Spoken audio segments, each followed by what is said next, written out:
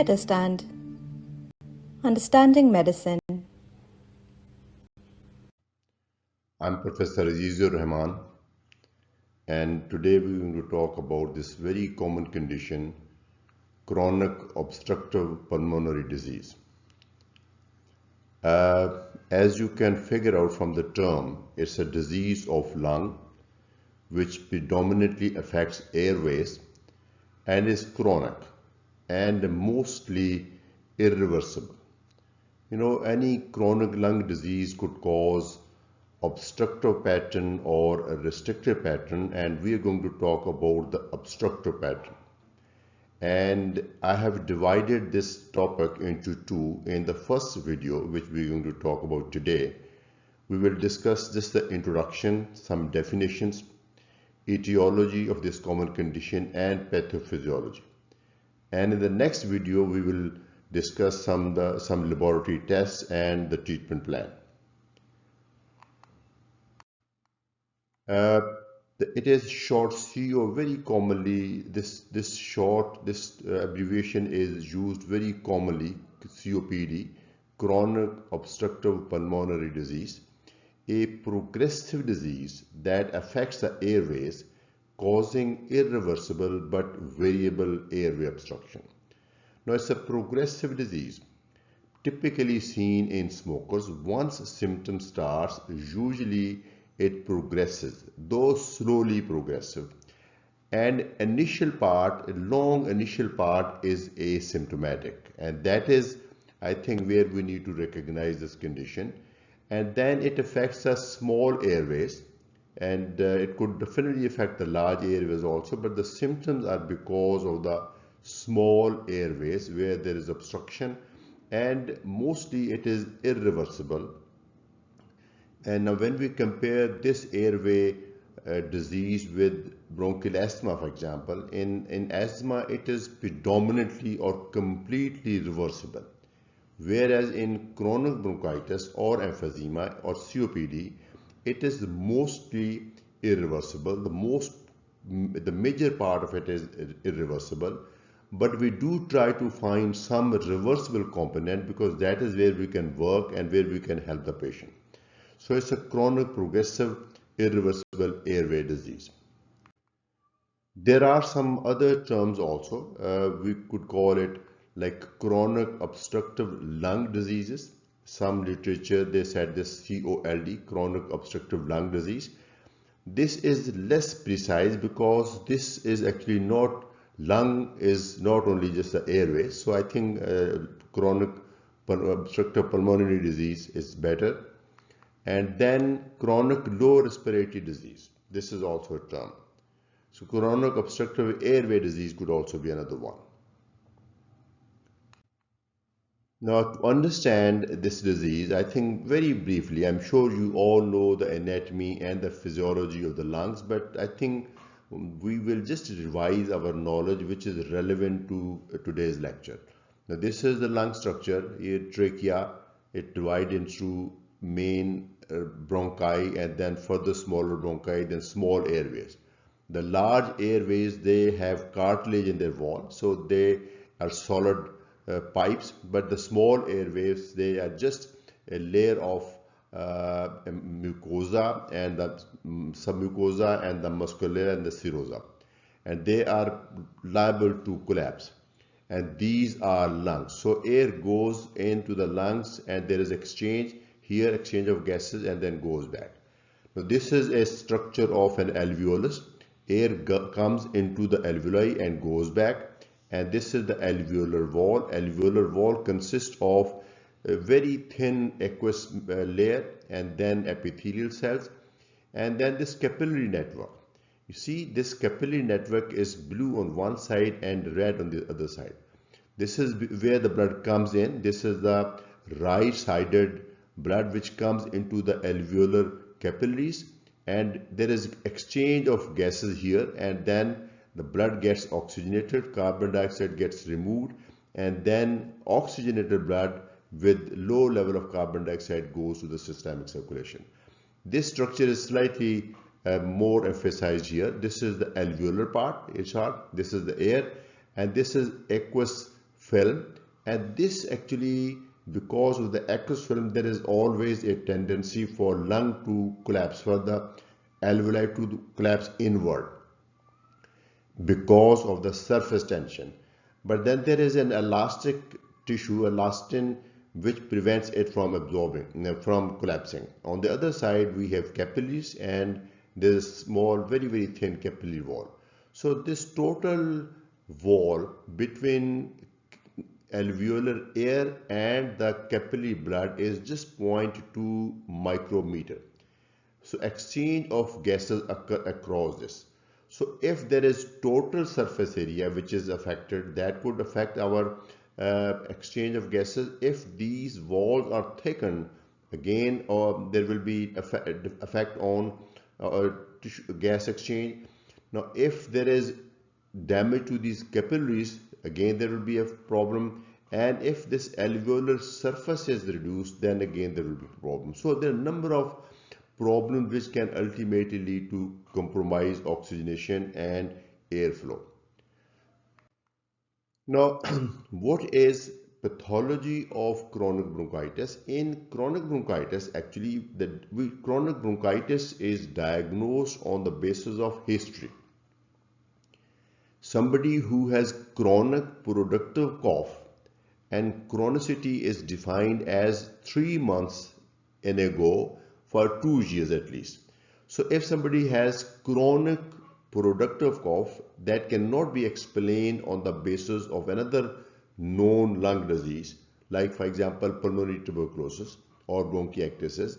So if somebody has these symptoms without any explanation, this is called chronic bronchitis. So definition of chronic bronchitis is history based. Although there are some pathological bases, and that I'm going to show you right away. So this is the normal bronchus. You can see very, very big lumen, small thin mucosa and muscular layer and serosa. So because of chronic inflammation and chronic irritation, which is mostly due to smoking and recurrent infection and environmental pollutants, so because of this, there is constant irritation of mucosa. So that results in hypertrophy of mucosal layer. And particularly the submucosal layer, there were the goblet cells. Goblet cells are the cells which make mucus of the bronchi. So those cells are hypertrophied, mucosa is thickened, and lumen is narrowed. And because of the hypertrophied goblet cells, they produce a lot of mucus. So that is responsible for expectoration. So whenever there is infection, there is exacerbation. So this is chronic bronchitis. What is emphysema? Emphysema is another type of chronic obstructive pulmonary disease. These are two types of chronic obstructive pulmonary disease. In emphysema, there is destruction of alveolar septa, resulting in reduced exchange surface area and increased lung volume. Now this is, if you appreciate, this is not based on history or physical finding. This is rather a histological or pathological definition. But these changes, because of the destruction of the septa and because of the distension of air spaces, because of the trapping, there is increased lung volume. These changes, they transform into certain clinical feature, like there is barrel-shaped chest, or they also transform into certain radiological changes, and which we will discuss shortly.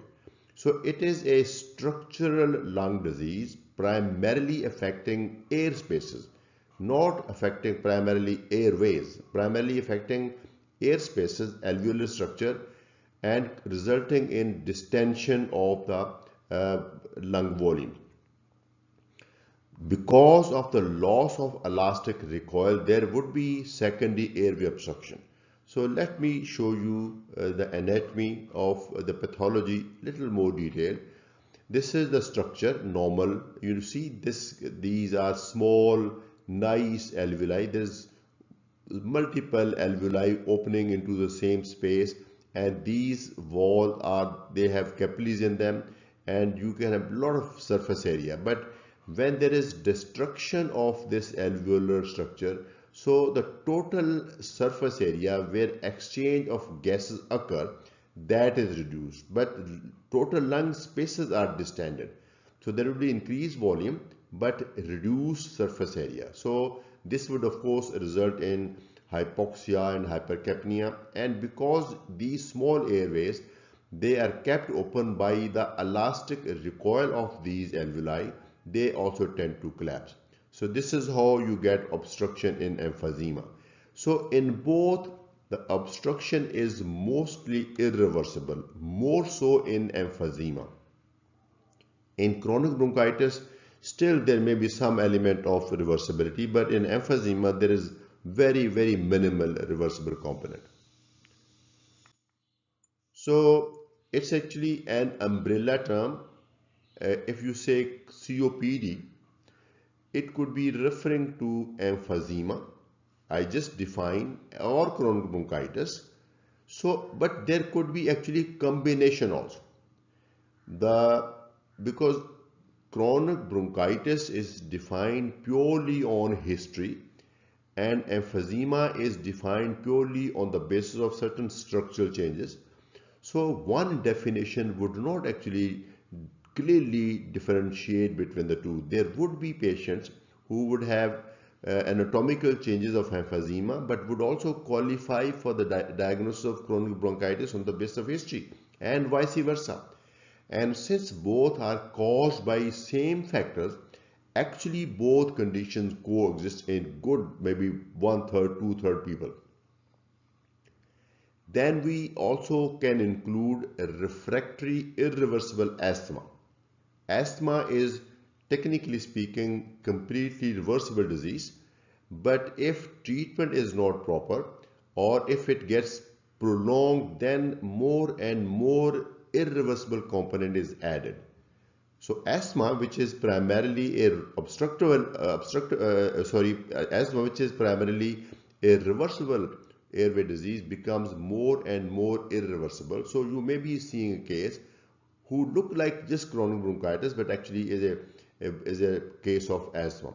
Similarly, bronchiectasis is a condition where there is a formation of cavities and fibrosis in the bases, but this can also cause obstruction.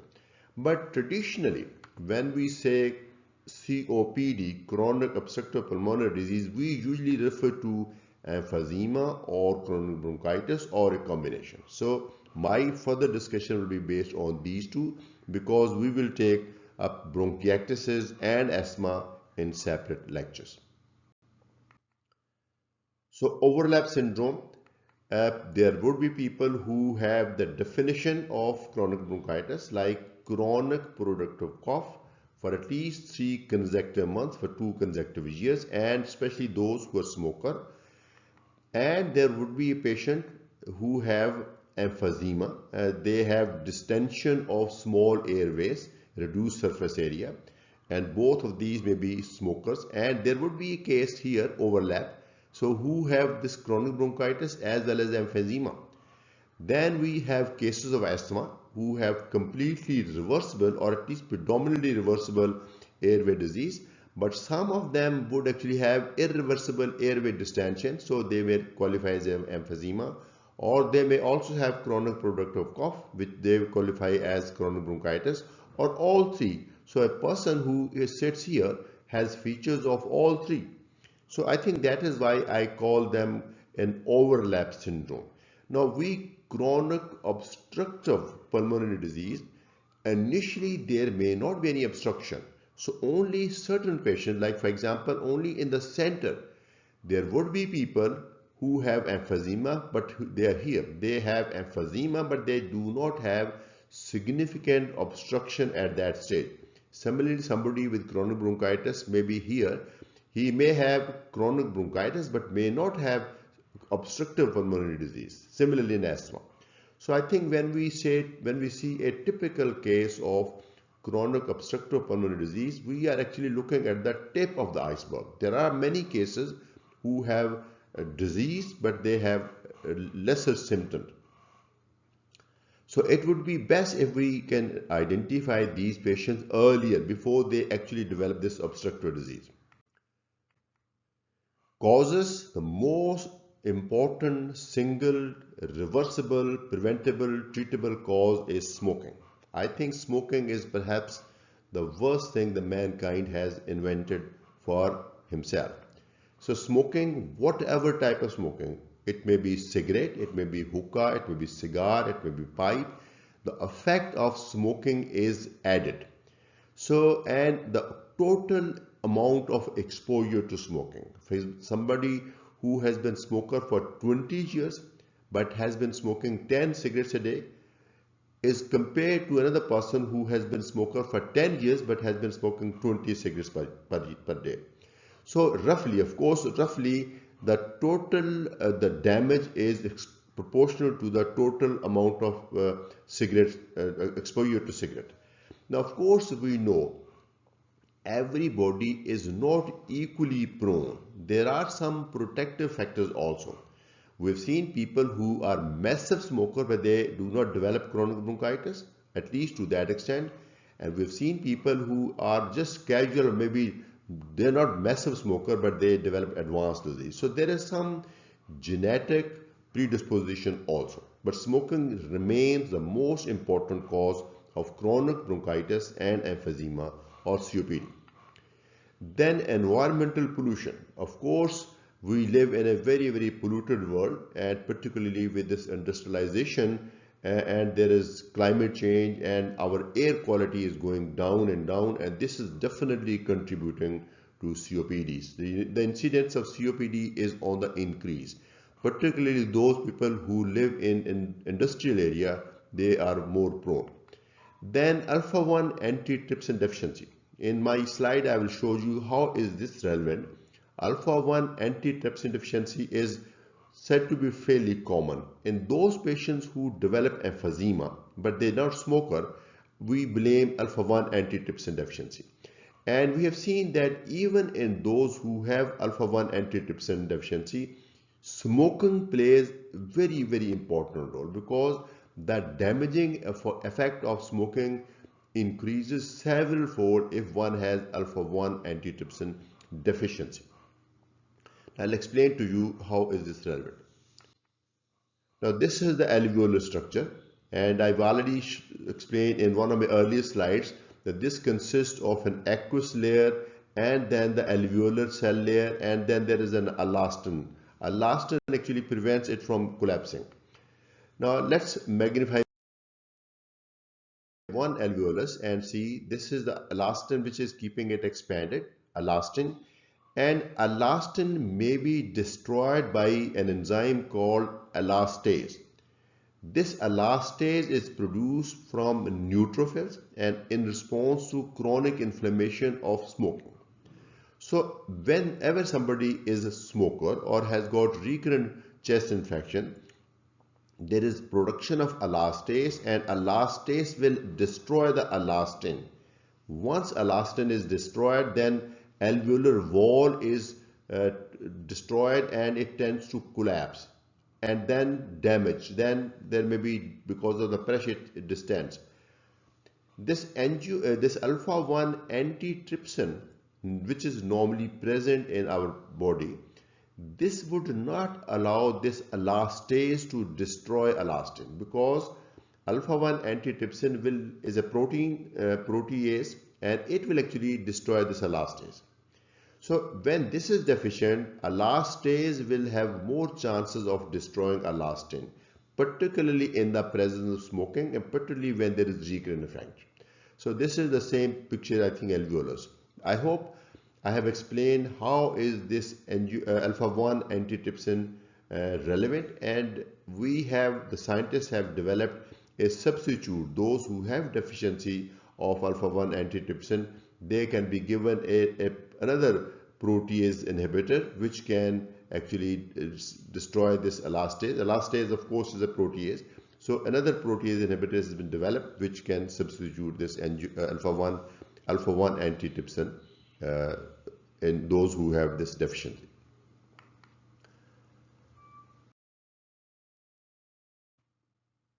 This actually I have already explained. Now, symptoms, there may not be any symptoms. Now, this is interesting because whenever we see a patient with a history of smoking and we counsel him that smoking is not good for health, and the typical response is that I have no issue at all. I don't have any cough, I don't have any shortness of breath. So patient is developing disease, but since like all other organs, our lungs have got lot of reserve, patient may not have symptom, maybe little cough, little expectoration, patient just considers it as part of smoking habits, but patient is not bothered. So there may be no symptom at all. And then progressive dyspnea. You know, there has to be very significant lung damage to develop dyspnea. Initially, this dyspnea would be exertional and then it will progress, then it will come on minimal exertion, and then it will be at rest also. So, progressive dyspnea. Of course, earlier intervention might be helpful because once as this progresses, it becomes more and more irreversible. Productive cough, especially in chronic bronchitis, there is a lot of expectoration, particularly when these patients get superadded bacterial infection called acute exacerbation of chronic bronchitis. They have chronic bronchitis because of smoking. They have some chronic inflammation in their airways. But on the top of that, whenever there is some infection, viral or bacterial, or sometimes viral getting converted to bacterial, there is increased expectoration. Not only there is increased expectoration, also the expectorant becomes greenish, becomes yellowish, may become foul smelling, may become blood stain. All these things, they indicate acute exacerbation. But people may have dry cough also, particularly people with emphysema. Or people may have predominantly dry cough, but occasionally they may expectorate small amount of sputum. Then acute exacerbations, I have already explained. A patient with chronic symptomatology, whenever they get acute infection, especially in particular season, in flu season, they get acute exacerbations. These acute exacerbations are usually responsible for their presentations. So whenever patient come, mostly they already have this acute exacerbation. So we need to focus on this because this is actually which is reversible. Okay, now physical finding of chronic bronchitis and emphysema. Uh, and these would be applicable only to those who have fairly advanced disease. Labored breathing, you can then, of course, by just looking at the person, the way he is breathing, from the respiratory rate, from the fact that patient may be pursing his lips, or there may be predominant sternocleidomastoid muscle, maybe intercostal spaces are prominent, maybe with every breath the supraclavicular foci goes in, or patient has adopted a specific posture, and patient is fighting for breathing, that can be seen. So this is one sign. And cyanosis. Patient with advanced disease may have cyanosis. This would be central cyanosis because lung disease would affect the oxygenation. The blood which leaves left ventricle and goes to the rest of the body will be deoxygenated, so there will be cyanosis. There will be a separate lecture on cyanosis, but here briefly, cyanosis would be central and will be present everywhere, and it is likely to be deep. This indicates serious hypoxemia, not just hypoxemia. Presence of cyanosis in a patient with COPD indicate that oxygen pressure is very low and patient is at the verge of collapse. Then barrel-shaped chest. Normally, when we examine a chest, we appreciate that chest is like elliptical. Anteroposterior diameter is about 2/3 of the lateral diameter, both in men and women. Of course, there may be some change depending upon of your total structure. The stout people or tall people, there may be different shape. But with smoking, with COPD, with progressive distension of air spaces, AP diameter increases and the lateral diameter decreases. So if the normal ratio of AP lateral diameter is changed more in favor of AP diameter, we call it barrel-shaped chest. In a typical case, AP diameter would be equal to lateral diameter or maybe actually more, and this sternum may be elevated. Now, this can also be appreciated just by looking at the patient chest. Using your hand as caliper, you can measure lateral dimension and anteroposterior dimension and can immediately diagnose a case of emphysema. This would be more seen in emphysema than in chronic bronchitis, but there could be an overlap. Then rhonchi and crepitation. Now this is the cardinal sign. Rhonchi indicates airway obstruction. So we are talking about airway obstructive disease. So rhonchi will be present.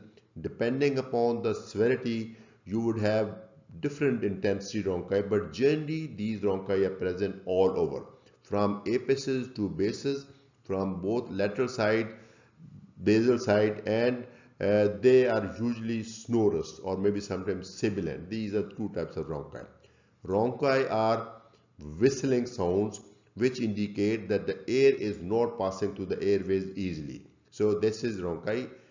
Then crepitation. Because there is a lot of fibrosis in these cases, there may be free phlegm in the airways and there may be fibrous tissue in the interstitium, so they may cause crepitation. Crepitations are also likely to be widespread, both apices and bases, and they are usually coarse crepitation. Crepitations are not necessarily to be uniformly present. They may be present in certain areas but not others. The importance of crepitation is that one of the causes of dyspnea is heart failure.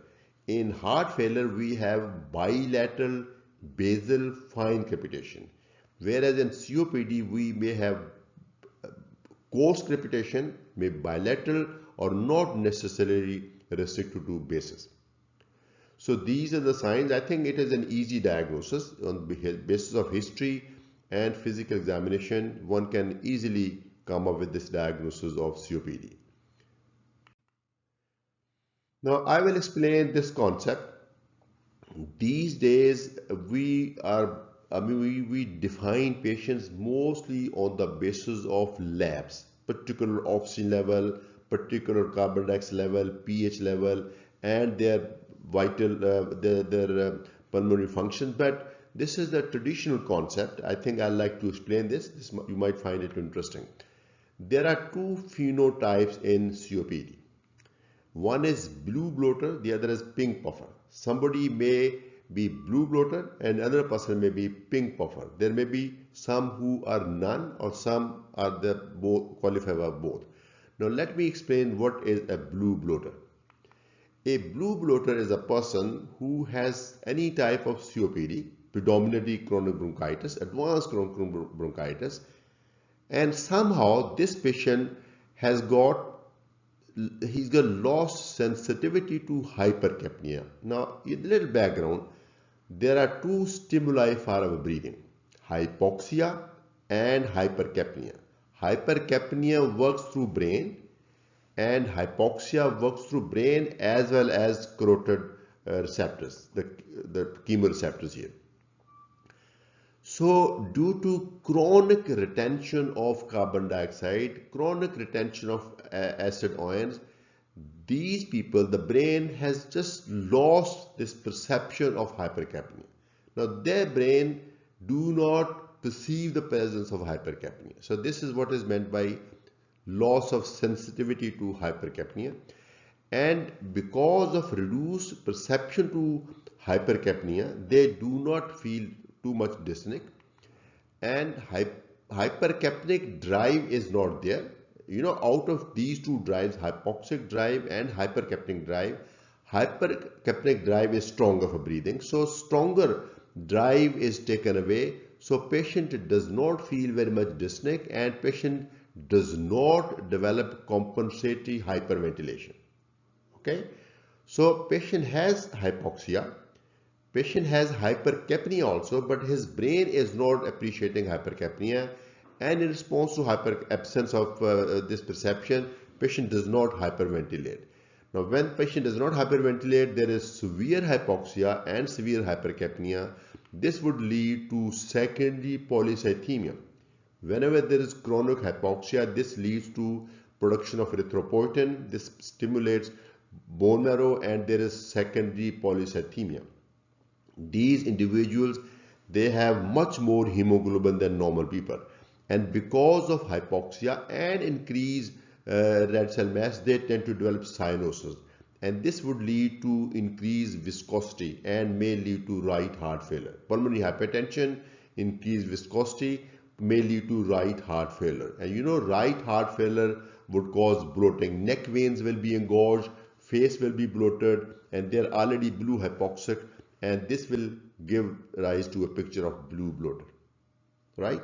So somebody who has chronic bronchitis has lost perception to hypercapnia, will not be hyperventilating, will be retaining carbon dioxide and will not be pre-oxygenated and will develop polycythemia, hyperviscosity, right heart failure, and ultimately will become blue bloater. Now let's take the example of pink puffers. Pink puffer is someone who has maintained sensitivity to hypercapnia. Since hypercapnia is a strong stimulus for ventilation, patient will be feeling more dyspneic because patient is perceiving hypoxia as well as hypercapnia.